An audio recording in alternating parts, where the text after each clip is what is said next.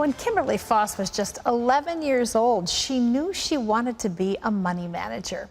Her reason was simple. She had to wear hand-me-down clothes all the time, and Kimberly just wanted to be able to afford a new pair of Jordache jeans. Well, since then, she's put herself through college, become one of the few female stockbrokers at Merrill Lynch, and one of the most sought-after financial advisors in the country. In these uncertain financial times, it's not always easy to know what to do with your money. You need advice you can trust. Kimberly Foss is a highly respected financial expert. She contributes frequently to Fox News, CNBC, and the Wall Street Journal. In her new book, Wealthy by Design, Kimberly gives valuable advice to help you invest in the future, no matter what the financial climate. Well, Kimberly Foss is here with us now. And Kimberly, we welcome you to the 700 Club. Well, thank you for having me. Well, first question, did you ever get those Jordache jeans? I did, and actually I still have them. I don't know if I can fit into them, now, but... that's a good money manager, right? You say that when you first decided that you wanted to become a money manager and to pursue a career in all of this, that you accomplished what you wanted to do by setting goals. And you tell people today that's one of the places they need to begin too. What do you suggest? Well, I think number one is you've got to figure out where do you want to be or what do you want to do. And the biggest attribute to achieving those goals is writing them down. There's a Harvard study that said that 3% of the population actually write things down, have 100 times more money. Not that that's more important after college education, but achieving their dreams. So it's writing it down. There's a connection to writing things down and to achieving your goals. Do you still do that today? Absolutely. My whole staff has a Franklin date timer. Everybody does, and we actually have the one that we can write down on. So we have our goals A, B, C, 1, 2, 3, and you mark them off. And what you don't get done today, you turn over tomorrow. If somebody has never done that before, where do you start with goal setting? Well, I think, with just say a young teenager with my daughter, I sat her down and said, what does she want to do? Where does she want to go? Then we sat down and we actually did a budget. And I love an app called mint.com. They're owned by Intuit. And you get to, it's basically, I call it the budget for people who hate to do budgets. But budgeting is first, it's great, isn't it great? But it is. You need to have, you need to know where your money is going before you can actually place it to make it do well. You start your book with the financial crash of 2008. Yeah. How did you survive that, and how did you help your clients survive that? Well, it was an insane time, I just say. Did you see that coming? No one saw that coming. Yeah. If you saw that coming, you were one of 100 million thousand people that did it, if you ever saw it coming. But when it did come, I did sit there and kind of looked and went, this is going to change the face of finance forever. Yeah. And it was very scary. It was very scary. But with that, I was not one to just sit still. So I wanted to really look and say, okay, what can we do? What can we do? We can't just sit here. So that's when I got my mind thinking, and we were able to create a structured product for my clients that returned them 13.5% for 4 years. Wow, good for you. And well, it's one thing to do it for yourself. Right. It's another thing to have other people who are depending on you to give them wisdom in a time of crisis. Tremendous. There was a lot of pressure on. There was. Your investment advice is stay diversified, stay the course. Absolutely. What do you mean by that? Having your assets in different baskets really makes sense. I just like to keep it very simple. If you're skipping through the forest and you have one basket and it's full of 12 eggs and you trip and fall, what is the probability of those eggs breaking? Probably high, right? Pretty high, yes. Now, if you have 12 baskets on your arms and each wrapped in silk and you fall, probably not. There's your diversification. Yeah. And really diversification and then allocation. How much to stocks and how much to bonds are really the key to wade through these, crises that we've been through, just like 2008.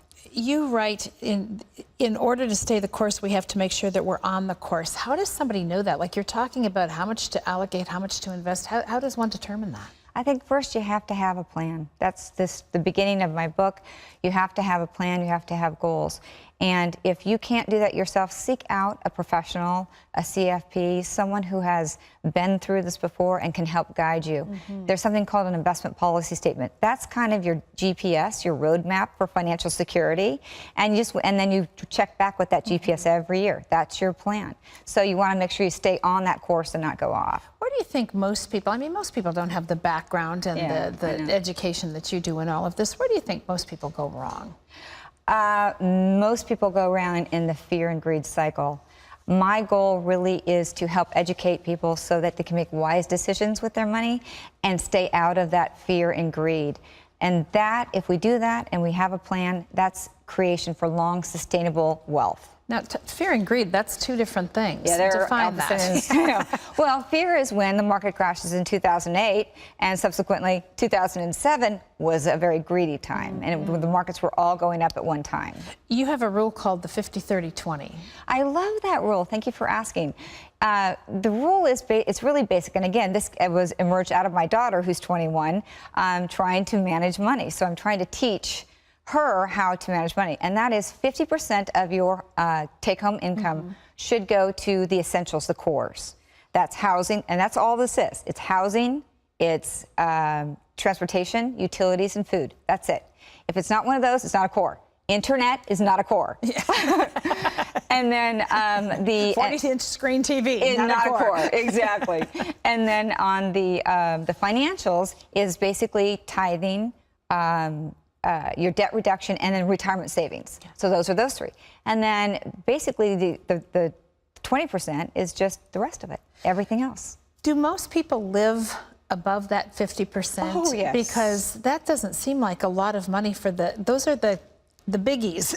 Those are the biggies. That's why this is so simple and it works so well, because it's 50% to core, 30% to financials, and 20% to everything else. But you have to be disciplined to use those. Yes. Oh, my goodness. And that's where the mint.com comes in, and also designing your wealth plan. That's why I did the book, was I wanted to make sure that people had an instruction book to have wealth by intentional design, and that they could use money not as something that's feared or something that is a drudgery, but it's a tool of financial hope. You can control it. It's to help you. It's a tool of financial hope. Talk a little bit for a moment, if you will, about, you know, the baby boomers are all coming into retirement years now. And what would you say to someone who's about to retire but doesn't have what they'd like to have, or maybe even what they need? What would you suggest they do? Well, first of all, it's never too late to stop saving. So continue to save as much. You may have to save more, or you may have to save more than what you have now to live the life you want to. You may have to actually work a little bit longer, which is okay because we're healthier, right? And we want to be purposeful for God's will out there. Yes. Okay.